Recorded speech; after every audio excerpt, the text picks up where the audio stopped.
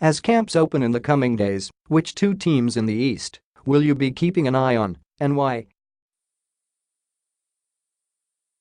Steve Aschburner, the Raptors and Bucks. I'm keeping an eye on the Raptors because they've made dramatic changes at the risk of being too clever by half.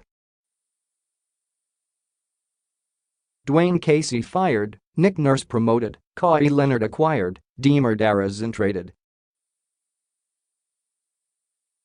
When maybe all they needed was to have LeBron the human wall physically and mentally between them and an Eastern Conference title move his business westward.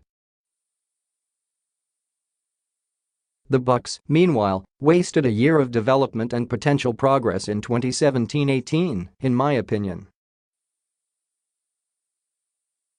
With a new coaching staff and system, and with a shiny new arena as a diversion from real urgency, Milwaukee needs to take a major step this season and embrace its obligation to maximize Giannis Antetokounmpo's career. Otherwise, the incessant media rumors about his eventual departure will be on them. Sean Powell, the Celtics and Raptors. It's just a coincidence that they happen to be the two teams with the best chance to win the conference. They get the magnifying glass here because of other issues, mainly injury comebacks.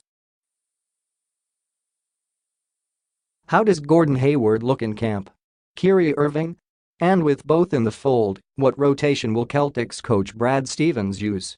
As for the Raptors, it's all about Kawhi Leonard, not only his health too, but how well his teammates take to him. Namely, Kyle Lowry, also known as BFF to DeMar DeRozan. This will ultimately determine what Kawhi does next summer in free agency. John Schumann, the Sixers and Raptors. All eyes are on Markelle Fultz in Philly. If he can rebound from a rough rookie season and can shoot well enough to play alongside Ben Simmons, he could raise the Sixers' ceiling rather dramatically. In Toronto, it's about how Kawhi Leonard looks after missing almost the entire 2017-18 season, but also how new coach Nick Nurse might tweak the Raptors' style of play, whether Serge Ibaka can rebound from an ugly postseason, and if Anunoby and Pascal Siakam can start to realize their potential. There's also some intrigue in Detroit and Milwaukee to see if relocated and accomplished coaches can iron out the issues that plagued two pretty talented teams last season. Sekou Smith, the Sixers and Wizards strike me as the most intriguing teams heading into training camp. We all know the Celtics and Raptors should be stocked and ready to chase the top spot in the conference vacated by the Cleveland Cavaliers when LeBron James departed for Los Angeles.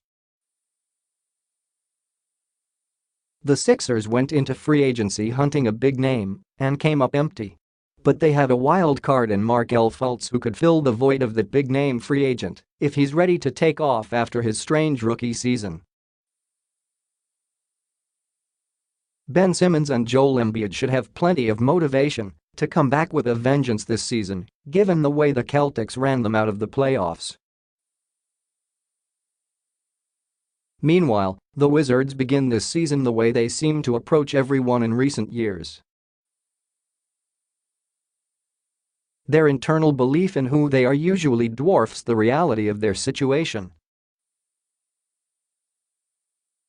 With their first significant change to the starting lineup in years, Dwight Howard for Marcin Gortat, I can't wait to see how they get their chemistry together now that both John Wall and Bradley Beal have established themselves as all-stars.